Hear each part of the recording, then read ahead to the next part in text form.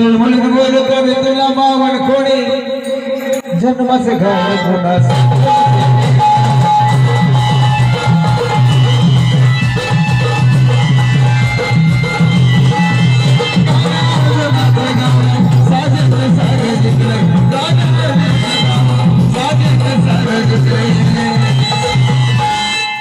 आठवण येईल तुझी